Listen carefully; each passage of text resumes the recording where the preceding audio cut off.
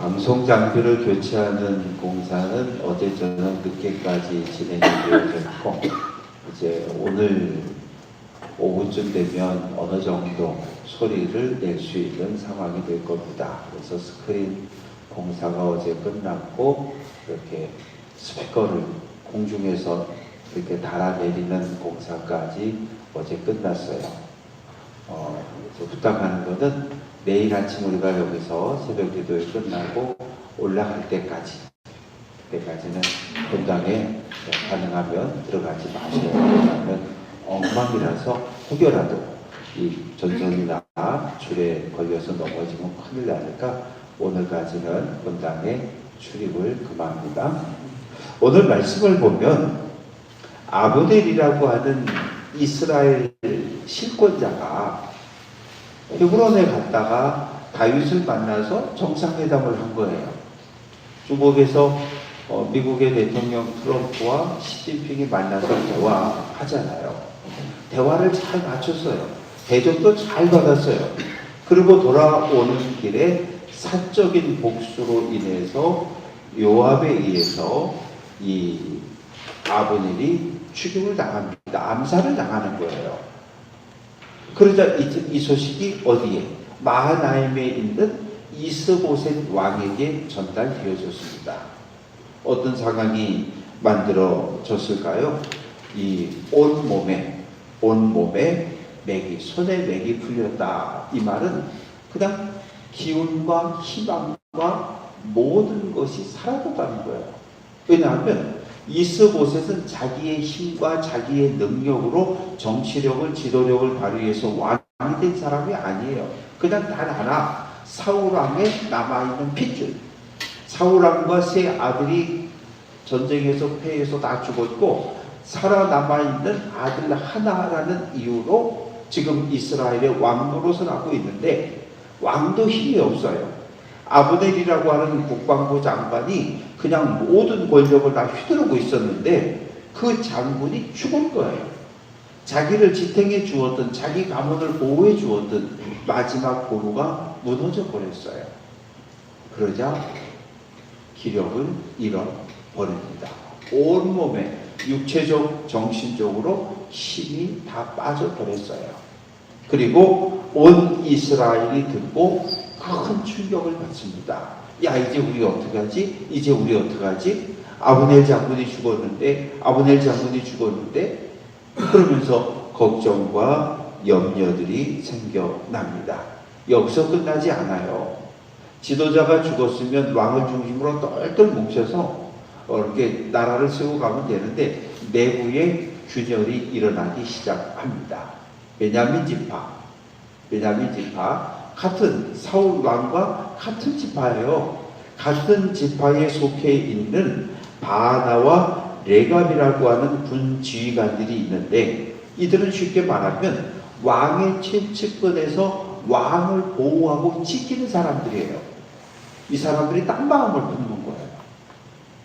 이번 기회에 왕을 받고 다른 마음을 품는 거예요. 그런데 참 안타까운 건 사울 왕과 동일한 베냐민 지파 사람들이라는 거예요. 그동안 사울 왕가는 베냐민 지파의 적극적인 지지와 후원 아래서 견뎌왔는데 이 베냐민 지파 같은 형제가 칼을 들이대는 이 내부에 분열이 일어나게 됩니다. 그들은 어디 사람들인가 하면 부에롯 사람이라고 표현하고 있는데 부에롯이라고 하는 이 성읍은 그 예루살렘에서 북쪽으로 한 3-4km 정도 떨어진 아주 인근에 있는 가까운 그런, 그리고 예전에 사울 왕이 노베에 있는 제사장들이 다윗에게 칼을 주었다. 그래서 그 노베에 있는 제사장들을 모두 죽여버렸거든요. 바로 그 인근에 있는 성읍이에요. 그러니까 그때 노베에 있는 제사장들이 떼죽임 당하는 걸 보면서 이 부에롯 사람들이 기띔이라고 하는 지역으로 도망을 쳐버렸어요. 괜히 여기 있다가 우리까지 잘못될 수 있으니까 우리 도망치자. 이 기띔이라고 하는 것은 베냐민 지파 안에 있긴 한데 블레셋이라고 하는 지역과 경계선에 있습니다. 그러니까 사울 왕의 핍박으로부터 조금 이렇게 멀리 도망들을 쳤는데 거기에 계속 살고 있었던 사람들입니다. 5절, 4절 말씀 보면 사울의 아들 요나단의 이야기가 나옵니다. 요나단은 사울 왕의 큰아들이었는데 장자였는데 아버지 사울이 길보아 산에서 블레셋과 싸울 때 아버지 곁을 마지막까지 지켰고 블레셋 군에 의해서 전사한 장군입니다. 왕자인데 아들이 하나 있어요. 아들이 하나 있는데 무비보셋이라고 하는 아들이 있습니다. 그런데 이 아들이 장애를 가졌어요. 지체 장애를 가졌습니다. 왜냐하면 길보아산 전투가 끝나고 유모가 생각하기를 큰일 났다. 우리 왕자가 죽었으니 저 무도한 블레셋 군인들이 왕족을 다 죽일 거다. 그러니까 얼른 도망치자. 그래서 5살짜리 무비보셋을 데리고 도망치다가 그만 떨어뜨린 거야. 떨어뜨렸는데 다리를 다쳤고 다리를 절게 되는 그런 장애를 입게 된 아들이 하나 있었습니다.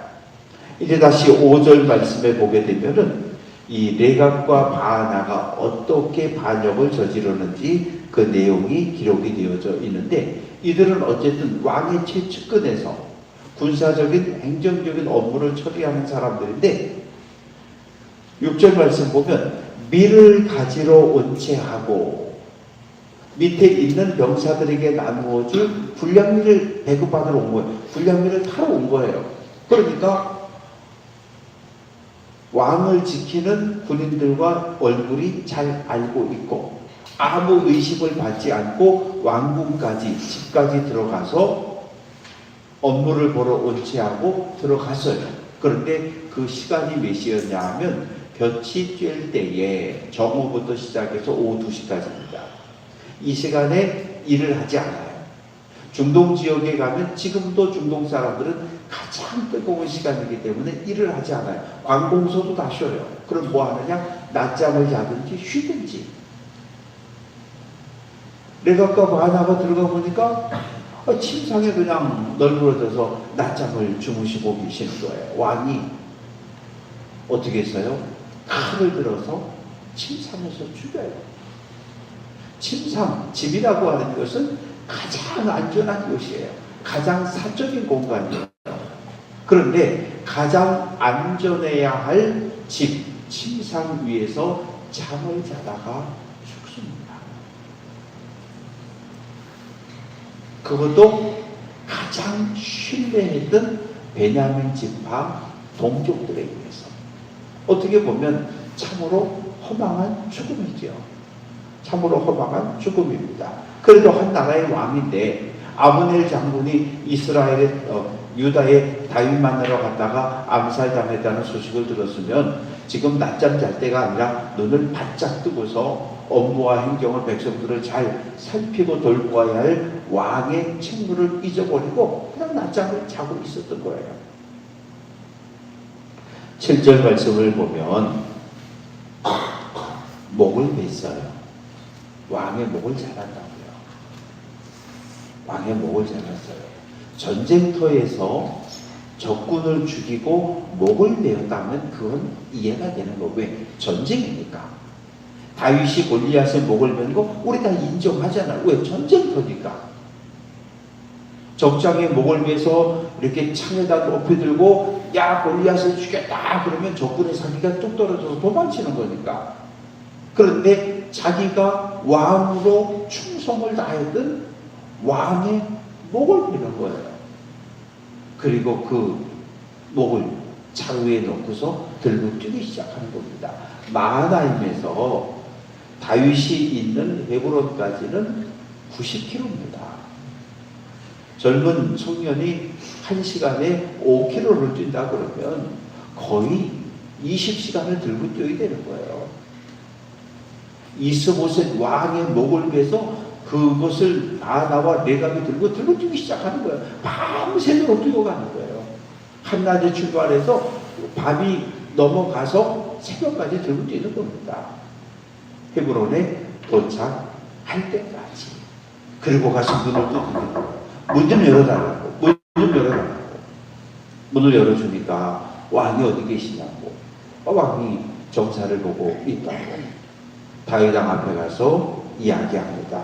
8절 말씀 보면 왕의 생명을 해하려 하던 원수 사울의 아들 이스보셋의 머리가 여기 있나이다. 아니, 다윗하고 이스보셋은 아무 관계가 없어요. 이스보셋하고 다윗이 전쟁터에서 만난 적도 없고 이스보셋이 해코지한 적도 없고 아무 관계가 없어요. 그런데 레갑과 바하나는 의도적으로 이야기하는 겁니다. 왕의 생명을 노렸던 사울과 그 핏줄, 내 목이 여기 있다는 거예요. 사울이 원수인데 그 원수의 아들의 목을 우리가 가져왔다는 거예요. 뭐라는 거예요? 상달라는 거잖아요.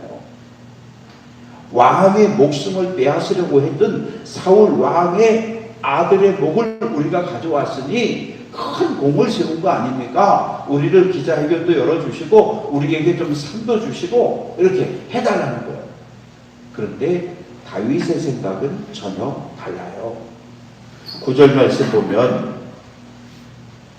내 생명을 여러 환난에서 건져주신 여호와께서 살아계심을 두고 맹세한다. 이 히브리인들의 전통적인 맹세법입니다. 살아계신 하나님의 이름으로 맹세하는 거예요. 오늘도 마찬가지예요. 하나님의 이름으로. 하나님. 잘못하면 큰일 나는 거예요. 왜? 하나님의 이름을 망령되이 일컫는 행위가 되기 때문입니다. 다윗은 고백하고 있어요. 나를, 내 생명을 지켜주신 분, 그분은 살아계신 하나님이야.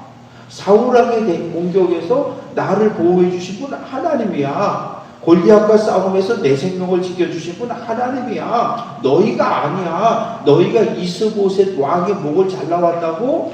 아니야. 하나님이 날 지켜주셨어. 그러면서 10절에서 전에 사람이 내게 알리기를 보라 사울이 죽었다 하며 그가 좋은 소식을 전하는 줄로 생각하였어도 내가 그를 잡아 시글락에서 죽였다. 사무엘하 1장을 보면 아말렉 청년 하나가 다윗을 찾아옵니다. 뭘 가져왔어요? 사울왕의 머리에 썼던 왕관, 그리고 팔에 끼고 있던 팔찌, 왕을 상징하는 물품을 가지고 시글락에 있는 다윗을 찾아와요. 와서 뭐라고 이야기합니까? 다윗이여, 내가 전쟁터에 우연히 갔는데 사울왕이 활에 맞아 죽어가고 있었습니다. 너는 누구냐? 예, 저는 이스라엘 군대의 진영에 속해 있는 아말렉 소년입니다. 그래, 그러면 너 칼로 나를 죽여라. 내 생명이 아직 내게 있는데 저 무도한 내가 잡히면 끌려가서 조롱을 당하고 온갖 수모를 당하고 죽임당할 텐데 내가 저 블레셋 놈들에게 그런 수치와 모욕을 당하지 않게 나를 죽여달라. 그래서 내가 죽였습니다. 아무래도 쓰러지면 다시는 못 일어나실 것 같아서 내가 도와드렸습니다. 어떻게 했어요? 죽였어요. 다윗이 뭐라고 이야기합니까? 하나님께서 기름 부어 세운 메시아를 내가 죽였다. 이 사람은 뭘 기대하고 온 거예요? 사울왕이 죽었다는 소식을, 내가 죽였다는 소식을 들으면 다윗이 상을 줄 걸로 믿었어요. 왜? 사울왕이 10년 동안 다윗을 죽이겠다고 쫓아다니는 것을 알고 있기 때문에. 그 아말렉 소년도 죽었는데 너도 마찬가지라는 거예요. 그래서 옆에 있던 부하들에게 명령합니다. 11절. 악인이 의인을 그의 집 침상에서 죽였다. 여기서 말하는 악인은 누구예요? 레갑과 바하나 그 형제입니다. 침상 위에서 죽임당한 의인은 이스보셋 왕을 이야기해요. 그래서 옆에 있던 부하들에게 저놈 당장 죽이라고. 그래서 그 자리에서 죽임을 당하게 되고 12절 말씀 보면 군사들에게 명령하며 곧 그들이 죽이고 수족을 베었다. 수족이라는 게 뭐예요? 손과 발을 베었다는 거예요. 손은 뭘 했어요? 찬 칼을 들어 왕을 죽이고 왕의 머리를 냈어요.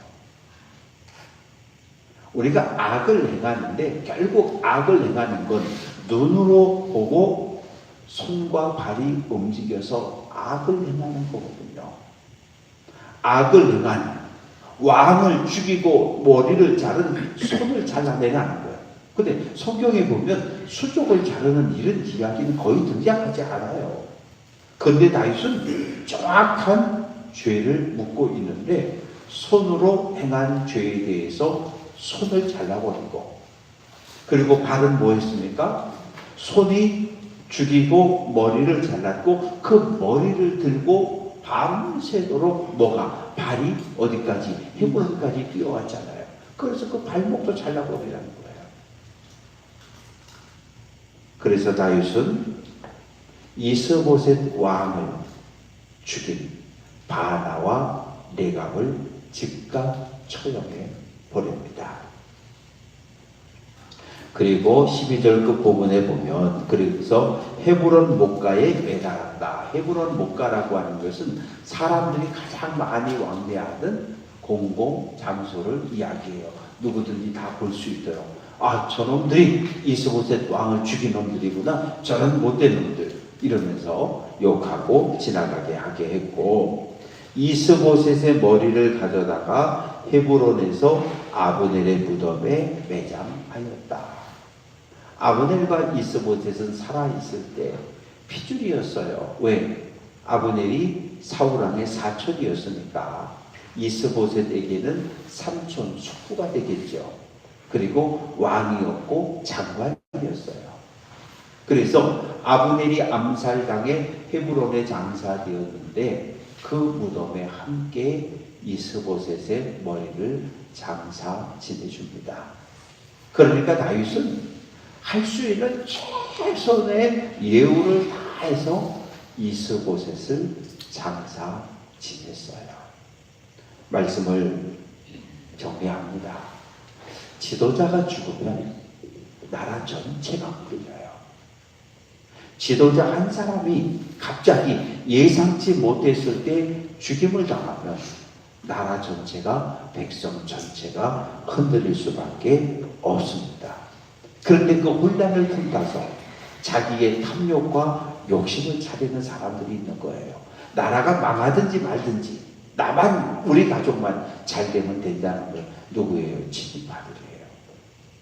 일본에 의해서 식민 통치 받든지 말든지 나만, 우리 가족만, 우리 자손만 잘 살면 된다고 생각하는 이런 사람들이 있었는데 바로 바나와 레갑입니다. 왕을 죽이고 목을 잘라 투항했던 사람들. 다윗은 그들의 손과 발을 잘라 헤브론 목가 공공장소에 전시함으로써 그들의 죄값을 묻습니다. 오늘 한 날 우리가 믿음의 길을 걸어가는데 속회로 보여지는 모든 속회, 말씀을 전하는 인도자들 우리가 존대해야 하고 존경해야 돼요. 왜? 말씀을 준비해서 기도하고 준비해서 가르쳐주는 분들이니까. 다른 때 몰라도 오늘은 스승의 날이니까 말씀을 전해주시는 목사님들, 또 교회에서 말씀을 가르치는 선생님들, 우리가 그 모두 교사된 분들을 위해서 기도하는 날이 되었으면 좋겠습니다. 그리고 내일 모든 봉사가 끝날 때까지 단 한 건의 안전사고 없도록 기도해 주시기를 부탁을 드립니다. 기도합니다.